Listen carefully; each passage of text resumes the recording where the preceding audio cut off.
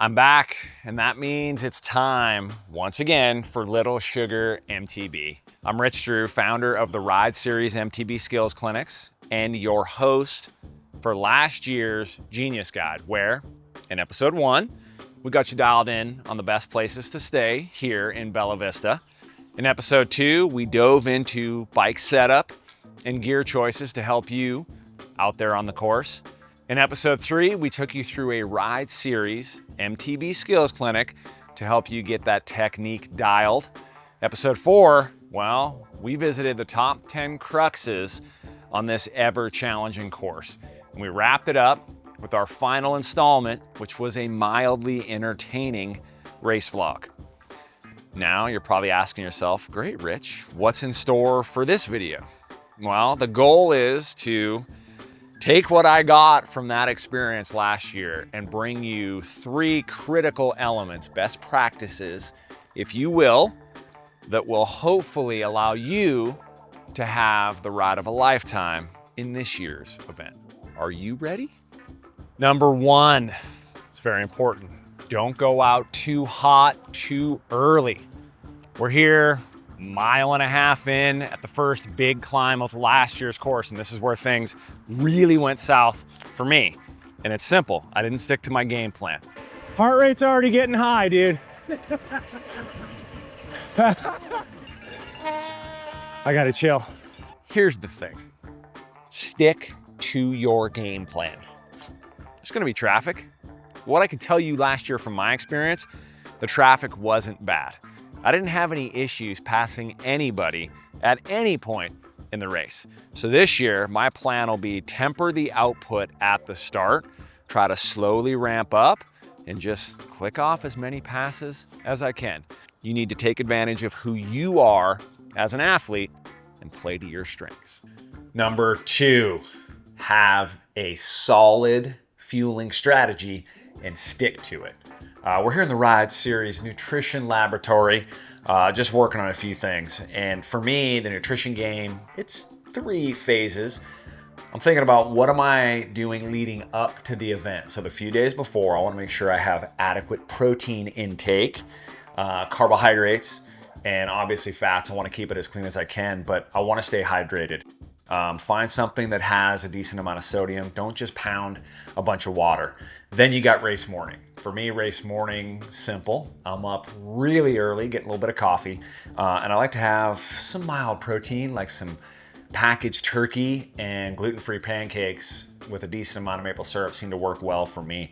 I avoid the oatmeal. I don't want a whole lot of fiber on race morning because that might impact the belly a little bit later. Now, race nutrition, this is an important one. You know, you get the bottles ready. I like to have something with a little bit of carbohydrate in it, and then I like to add in a little bit more sodium to mine. So that's something that I've been doing for quite a while. And then as far as the food goes, it's great to have a variety.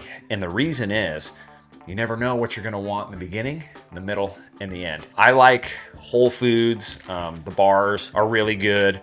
But then as it gets deeper in, I want something that's yummy, tasty, simple.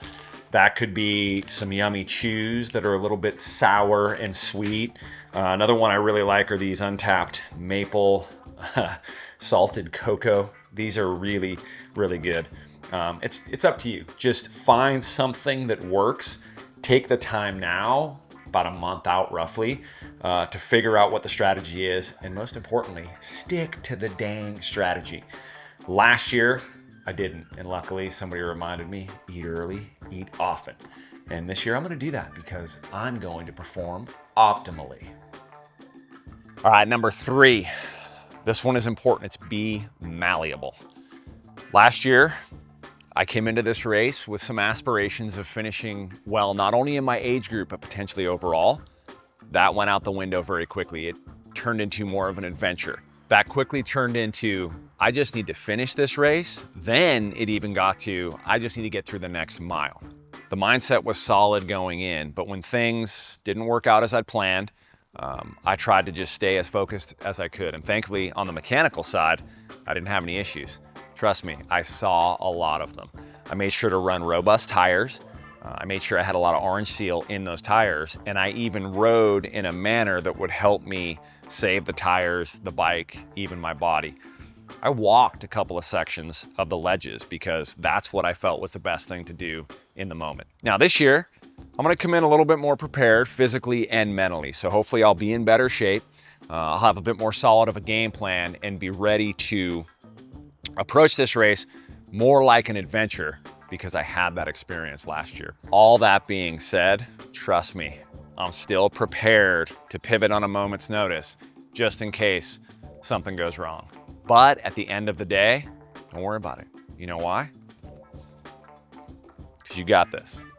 There you go, 3 key elements that I'll be focused on coming into this year's Little Sugar MTB. What about technique, Rich?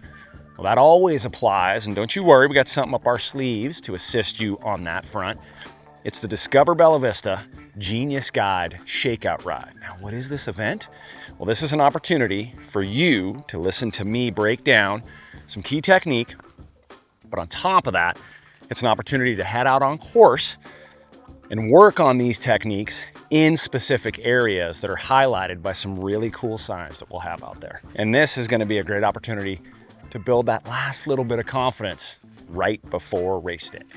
Little Sugar MTB, one of my favorite events in one of my favorite places in what is arguably the best time of the year here in Northwest Arkansas. Are you ready? We'll see you soon.